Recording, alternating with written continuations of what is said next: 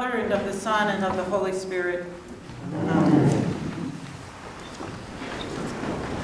Well, I want to start this morning by first of all giving you a brief update on certain events that occurred yesterday in Providence, Rhode Island. We gathered together as a church community and ordained Rob Izzy a deacon. Woo!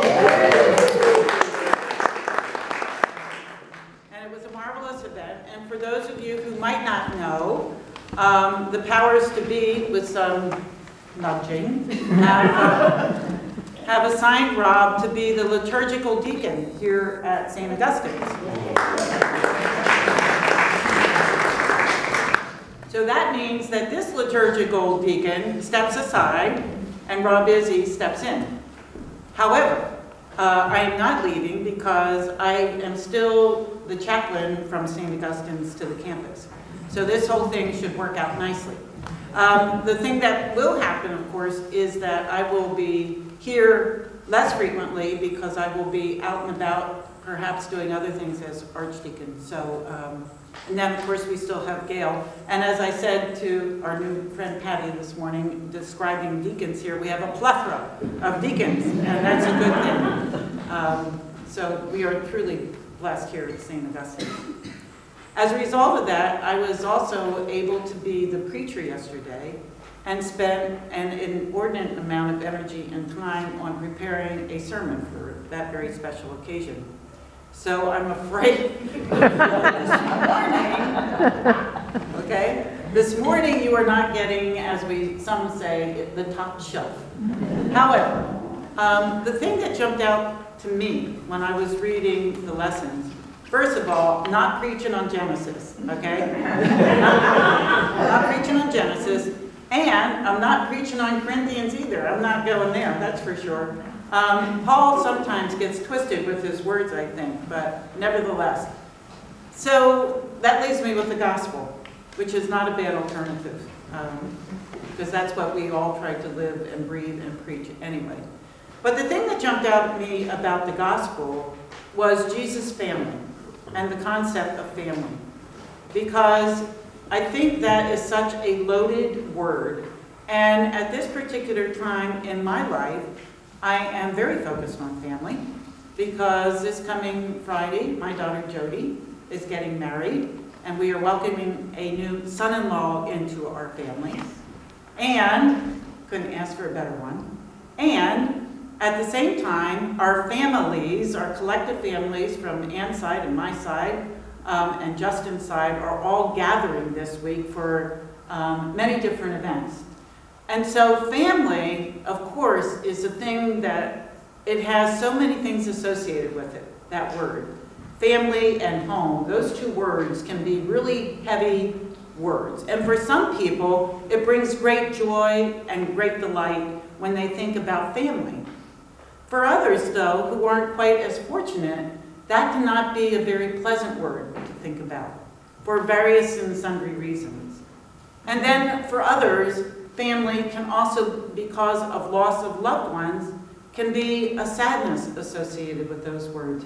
So this word family is a very, very inclusive kind of word, meaning so many different things to different people.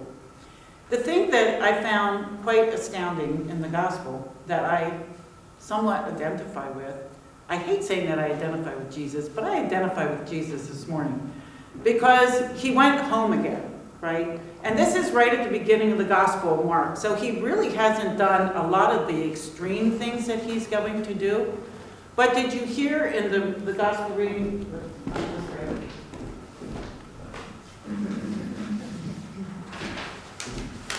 Sorry, I meant to have this with me. But when Jesus shows up, the crowd came together again so that Jesus and his disciples could not even eat. So that just means that they were crowding in on him. They were all pressing in, and as the crowds tended to do, because here was this man who was doing these amazing things, saying amazing words, and certainly causing an upheaval, and was viewed as somewhat of a radical by many. And so very early on in his ministry, when he went home again, the crowd was pressing in on him, and And some of them were saying these not so nice things about him, about the things that he was doing. Some accusing him of being possessed by Satan, even. And so what does the family do, right? Because here's this odd one coming home, right? They try to go out and restrain him. Well, so here is a part that I identify with, because in my family, I'm somewhat of the unusual one, so to speak. And with my family of upbringing, the first thing they had to confront was that I was an alcoholic who got sober. That was a good thing, right? You know. But and then I got divorced because my husband and I were each gay. So that was something difficult for them to deal with, you know. Well, and then I got ordained in the Episcopal Church, which was just way out, you know, the other end. That's what put them over the edge, you know, because now I'm Catholic, you know. It's like, no, we're still Protestants. And, you know, everybody came to understand that as time went on. But I thought, you know, how difficult it is sometimes to be a member of the family. Because this concept of house divided that Jesus was talking about is really, I think, more of the norm than the exception. That so many times in our families, we go different ways, and we end up having different opinions, for sure.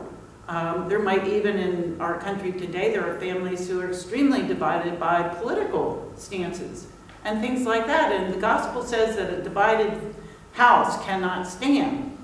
And I think that that is true, but on the flip side, I believe because of Jesus and what he says to us, that there is hope.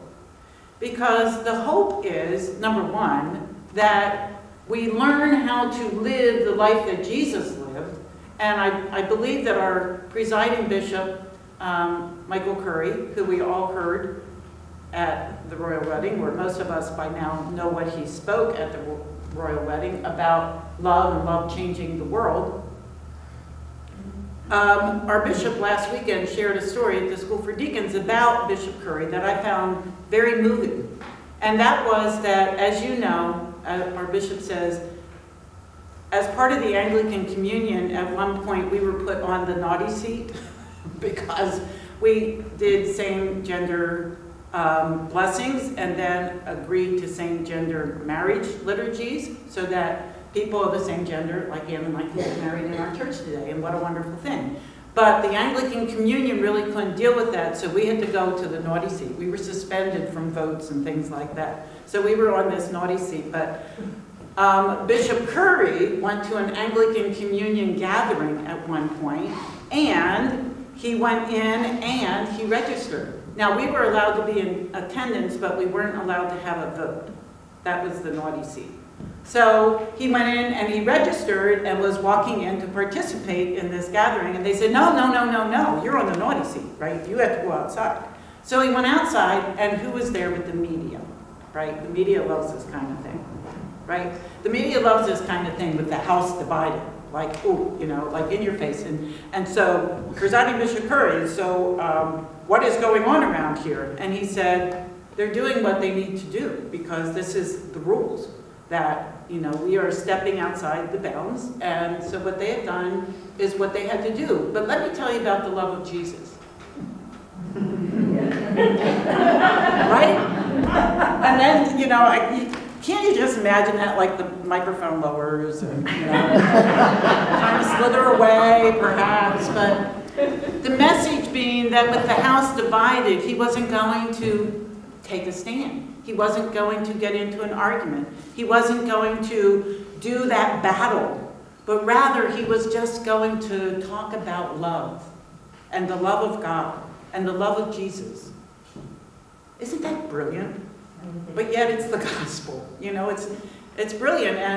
And I have been thinking and saying a lot lately that, you know, the news media doesn't know what to do with us when we start doing these things. And even with the royal wedding, the responses were like, this was a radical sermon. Well, not so much. We preach this every week, right? We preach the love of God, unconditional love of God, no exceptions. That's what we preach. And so when we come back to this concept of family, what Jesus ultimately says, and how my takeaway from this gospel was at the end, he says, when his families outside, right? And they're saying they're asking for you, and they are your family after all, right? And he says, but who are my mother and my brothers? And looking at those who sat around him, he said, here are my mother and my brothers. Whoever does the will of God is my brother and sister and mother. And that's how we deal with divided houses, and that's how we deal with families. We simply love. We love one another. And as hard as that is at times, because certainly we wish they all could be different, or some could be different, and they're probably wishing that we could be different, right? You know, it's a two-way street.